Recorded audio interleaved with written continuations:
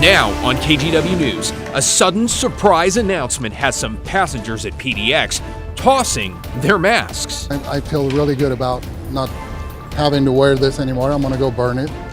And a manhunt leads U.S. Marshals to shoot 2 people in southeast Portland. But first, it was that serious. I mean, she could have died. Why this woman says she was targeted because of where she lives. Your news starts now. And good evening. Thanks for joining us. I'm David Molko. And I'm Laurel Porter. That explosion happened along Northeast 33rd Drive. A woman was sleeping inside an RV when it appears someone set it on fire. Yeah, our Catherine Cook, caught up with the survivor tonight and the neighbors who came to her rescue. For most people, it's hard to imagine living in an RV parked along a busy road like Northeast 33rd Drive. Now imagine someone setting fire to your home while you were sleeping in it. Cherie Thomas DeClue I got woke up to it. Doesn't have to imagine. And people yelling, telling me to get out of my motorhome because it was on fire. It was just before 5 a.m. Monday morning. All of a sudden, this truck came by. Neighbor Claire Riley says it was a yellow moving truck. She says someone inside tossed out an explosive device. Big fireball like that. And it rolled down. Which rolled underneath Cherie's motorhome. And it just boom, explosion, and smoke and fire. Claire yelled to her husband Andrew for help. Ran to my house, got some water, tried to put it out. Another neighbor used a fire extinguisher to put out the flames. I mean, she could have died. If I would have had my propane tank on, it would have blown me up. Fortunately, Cherie and her dogs made it out safely. But there's a lot of damage. The explosion even blew out her front windshield. Andrew has since popped it back in. I'm very grateful. Police and arson investigators are asking anyone with information, video or photos to share it with detectives. Many in Portland are tired of these RVs and the trash and crime some out here are responsible for. I wish there was a different way, but tough times. People living out here tell me drivers often take aim at their property with BB guns and paintball guns, damaging their cars. One man says he was recently walking by when someone threw a canned beverage out their window, barely missing his head. We're not supposed to be out here, but it's not fair for them to be doing stuff like that to us, thinking that they're better than we are. When there's a saying about them being one paycheck from being out here. Don't matter if we poor or homeless. We all the same people is how I look at it. A request, even in these conditions, to be both human and kind. It could have been you instead of me. Someone could do it to your home, like they did mine. In Northeast Portland, Catherine Cook, KGW News. Powerful words there. And developing tonight, 2 people are in the hospital and 2 others are detained after the U.S. Marshals Service fired shots while trying to catch a fugitive. The area around Southeast 11th and Ash Streets in Portland was closed for several hours today as Portland police took over the investigation. Let's bring in Alma McCarty now, who is out there covering the story for us this afternoon. Alma? Well, Laura, we do not know the number of U.S. Marshals who were trying to serve a warrant to a man wanted in Washington state for robbery. Investigators still working tonight to find out why this escalated into a shooting.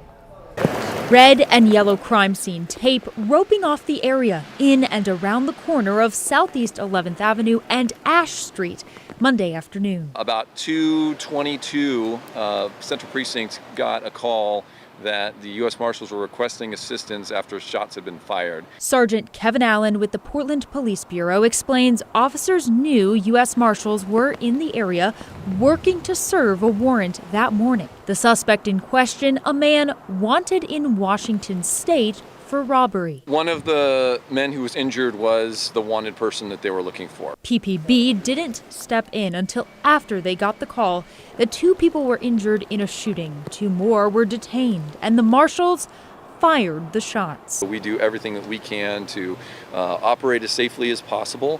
But yeah, I mean, when you're dealing with people who are wanted, people who are armed, sometimes there's going to be weapons involved. Detectives with PPB spent hours on scene gathering evidence and starting witness interviews. When pressed for more information, Sergeant Allen said it's too early in the investigation to release more details. We only have one shot at doing these investigations the right way. We want to make sure that we do it right. It's very methodical. It does take time.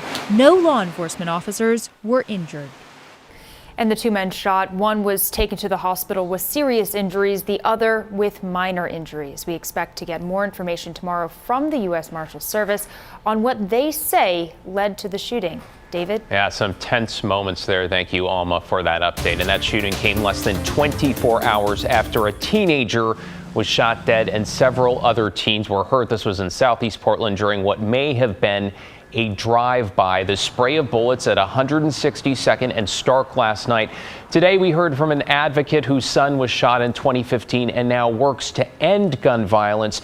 But first, here's part of a video statement put out by the mayor asking for more resources to do just that.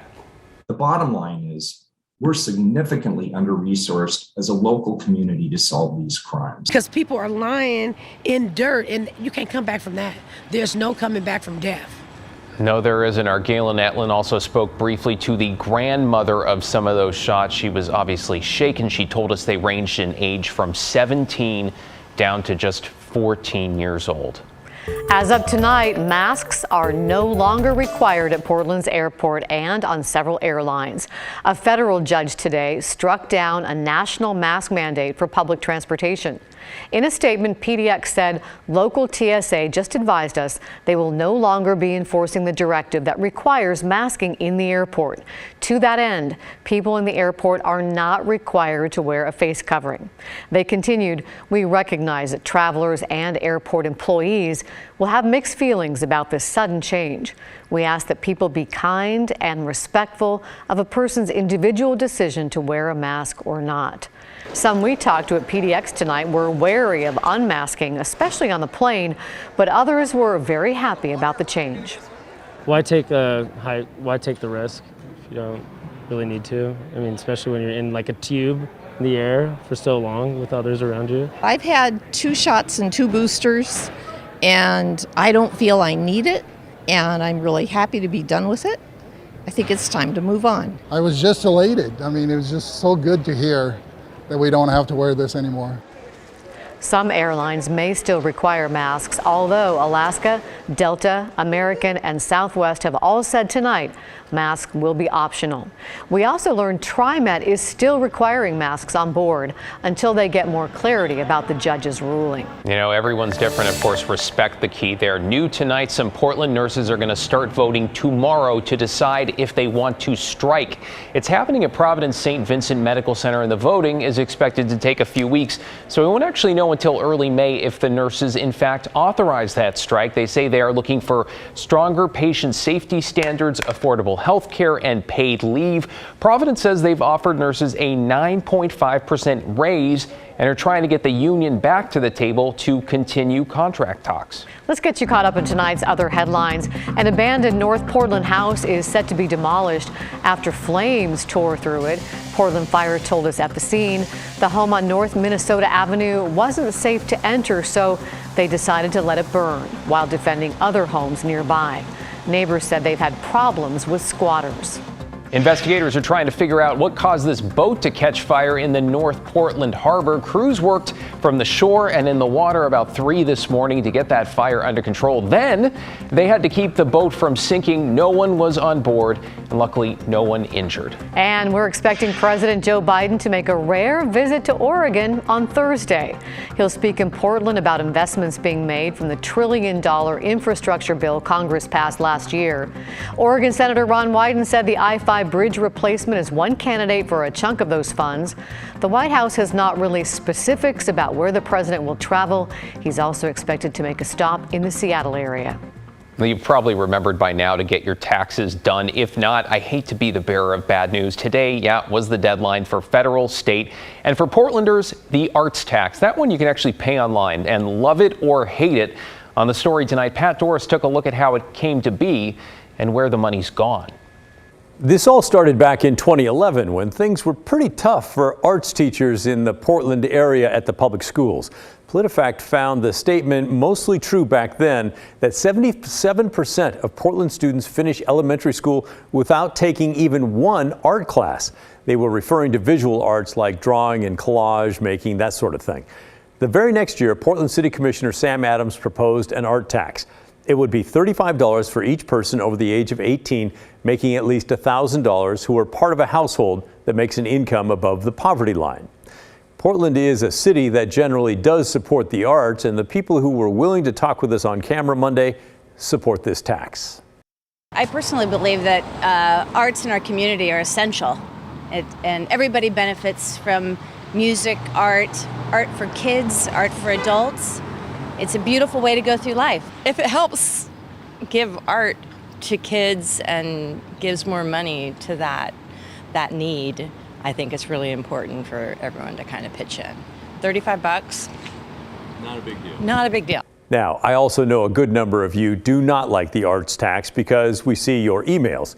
Jay wrote, I paid my superfluous arts tax today online. Whose grandchild designed the payment site? In my 67 years, I've never dealt with something so childish and repetitive and outright stupid. And Rianne sent an email reading, we have a student who lives in a dorm at PSU and they received a Portland art tax form. It was addressed to Portland resident with the room number. As a student and dependent, their primary address is our home address, which is not in Portland. And she's right, then they don't have to pay the tax. She goes on to write, disgusting that the money grabbers are going after students. So, how exactly is the money being spent? Well, a press release from the city of Portland showed that since 2012, $63 million has gone to pay for arts in the schools. $26 million went to grants for big art institutions and artists, and $11 million to program administration.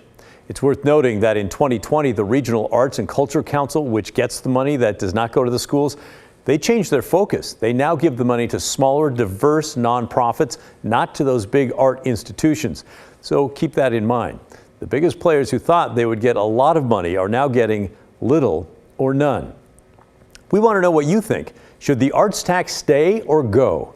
Send me an email, thestory@kgw.com, or call and leave a message 503-226-5090.